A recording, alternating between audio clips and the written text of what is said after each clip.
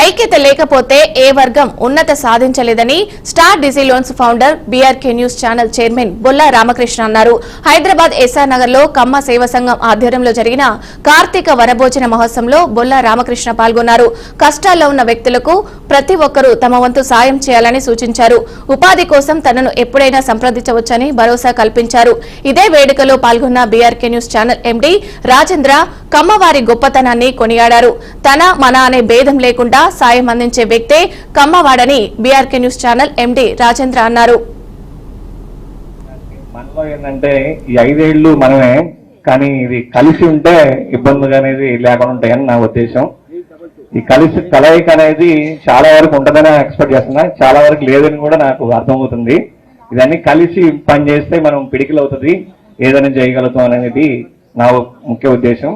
2, ఇక్కడ స్పెక్ట్రమ్ మోహన్ గారు కానీ, రమ గారు కానీ, ఈ ఆర్గనైజింగ్ చేస్తున్నటువంటి పెద్దలు కానీ, గాంధీ గారు, ఇటువంటి చాలా మంది పెద్దలు చాలా రకాలుగా మాట్లాడారు కమ్మ సంఘాల గురించి, కమ్మ వాళ్ళ గురించి. నా సైడ్ నుంచి నేను ఒకటే చెప్పగలుగుతా, 1 ఉద్యోగం, 2 న్యూస్ ఛానల్ పరంగా ఏదన్నా ఆపద ఉంది అంటే మీకు అండగా నిలబడటానికి రాజేంద్ర గారు ఉన్నారు. 2వది మీకు అందరికీ తెలిసిన మురళీధరుడు.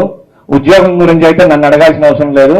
7వ తరగతి నుంచి పీజీ వరకు ఎవరికైనా సరే ఉద్యోగం కావాలంటే మురళిని అప్రోచ్ అయితే సరిపోతుంది. ఎవరు వచ్చినా సరే రాజకీయంగా ఆ పార్టీ ఈ పార్టీ అని లేదు, ఏ పార్టీ నుంచి రాజకీయంగా మీ నుంచి ముందుకు రావాలనుకున్న వాళ్ళకి మీకు బీఆర్కే న్యూస్ ఛానల్ ఉందని మర్చిపోవాలి. అతి స్వల్ప ఆదాయంతో ప్రారంభించినటువంటి తన ప్రయాణం, వ్యాపార ప్రయాణం, ఇవాళ మీడియా ఎందుకు పెట్టాలనుకున్నాం?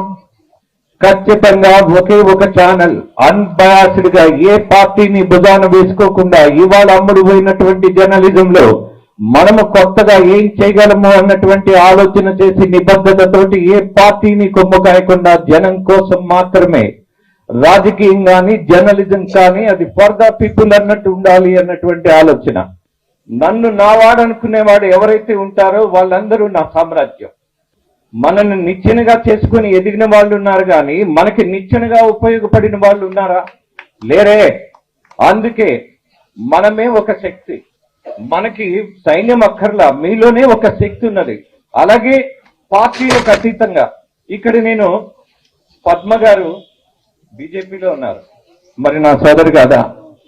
అలాగే కాట్రగడ్డ, ఆమె తెలుగుదేశం పుట్టిన దగ్గర నుంచి కష్టపడింది, కానీ కమ్మకులం అవటం వల్ల వెనకబడింది. అది సత్యం, అది గుర్తించండి.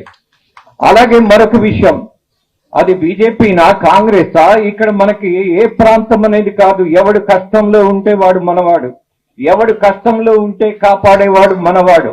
అలాగే ఎవరిని కష్టపెట్టని వాడు కమ్మవాడు, కష్టాన్ని నమ్ముకున్నవాడు కమ్మవాడు.